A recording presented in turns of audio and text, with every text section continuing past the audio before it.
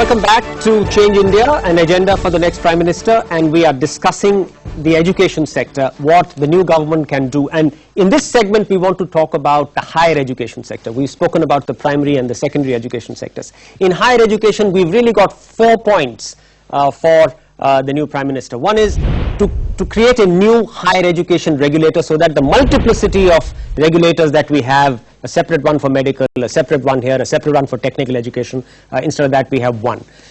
We are talking about a complete deregulation of distance and online higher education. We are talking about the contentious point and of allowing foreign universities to set up campuses. Remember that countries like China very easily allow foreign universities to set up campuses. We still are in two minds about it.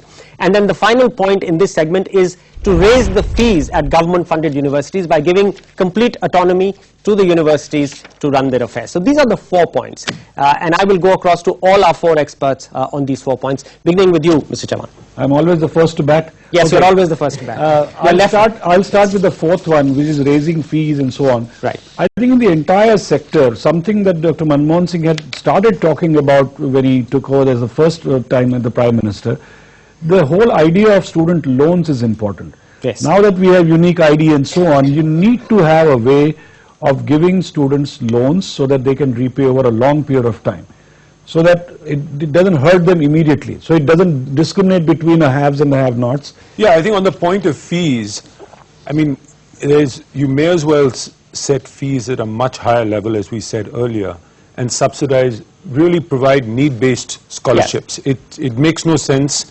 We're just draining the government coffers when the vast majority of people, for instance, who go to DU can afford to pay a much higher fee. Yeah, people who pay 3,000 rupees a month for school education suddenly have to pay 200 rupees a month for higher education. It just doesn't stand to reason. And for their next option, which is a private university, they would have paid 30, 40x. That's right. Just as easily. Yeah. So, Harsh? But for more than allowing foreign universities to set up campuses, because that's a nice way for them to make a lot of money, because when you go abroad you pay 12,000, much more money. I would rather have more Indian universities being set up in small tier 2 and tier 3 towns. If you are in Delhi or a Bombay student or Bangalore, you have multiple choices and you can go to a foreign. But if let's stay with this foreign university point that you're not too much in favor of.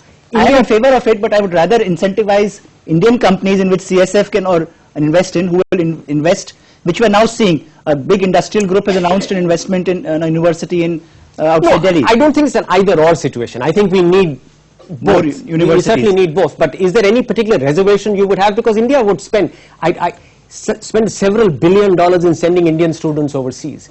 If that very money gets invested in India in the creation of a Harvard campus in India, an MIT campus in India, an Oxford campus in India, as is happening in the UAE, it's happening in Singapore, it's happening in China, it's just not happening in India.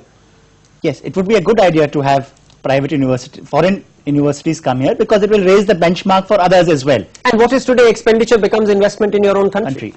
And Raghav, I think what we have to remember is, even if you look at the countries that are very open, like China or Southeast Asia or the Middle East, foreign universities will still end up being a very small proportion. Absolutely. Secondly, don't expect Harvard and Yale and Princeton to set up campuses here. They're not interested. Sure. You can go and ask them, they're not interested. Sure, but there is a second tier of university. There is a second tier that's interested. Yes. And because it's not a corporatized sector, those would be one-off campuses here and there. Right. So net-net, it's not going to have a huge impact on our system. But it has a demonstration It has a demonstration impact. Let's go to Manish across in Mumbai on this point. On this point as well as the other, the 4 points together, Manish. Yeah, the fees one is clear. I mean, Delhi University getting 3% of its budget from student fees is just wrong. I'm actually not worried about the draining the coffers argument. I'm worried about the student accountability argument. If student pays larger fees, they'll demand better service. So most universities in India only get 3% of their fees of their budgets from fees, and that is just wrong, and that has to change. The foreign university one is a no-brainer argument. The price point that they'll come at, it'll not move the needle on scale, but they'll become lighthouses for quality. So we shouldn't care whether a cat is black or white if it catches mice. So we need a number of genetically diverse, statistically independent tries in higher education.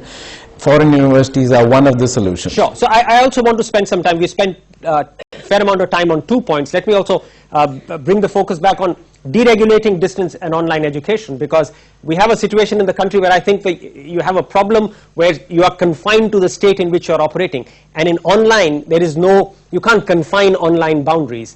So a little bit of focus on deregulating online education, as well as the need for a new higher education regulator. I'll come back to the panel and then go to the audience. So quickly, please. The online, I mean, Anant Agarwal, who runs edX from Boston, can register Indian students, but a university in India or in Gujarat or in, you know, in Manipal can't do local students. So some of these laws in our country just boggle your mind.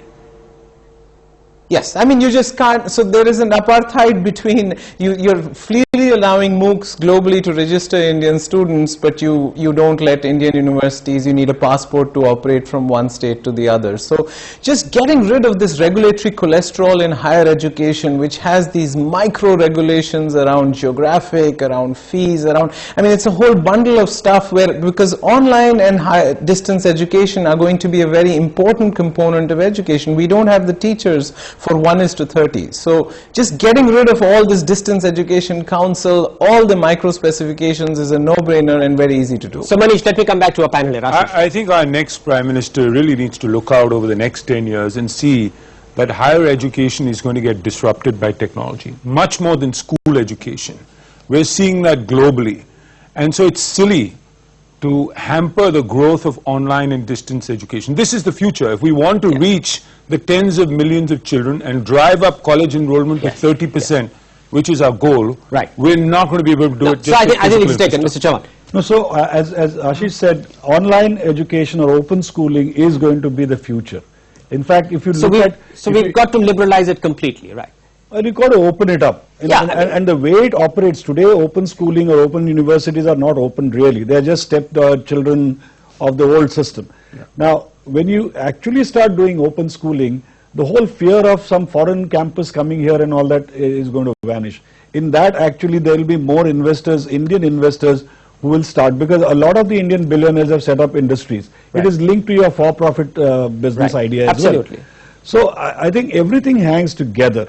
And you've got to understand that in future, having open systems is actually going to favor the deprived more than anybody else. Right. Harsh, your point. The challenge is in India's higher education is driven by states, so each state of India has its own regulatory system.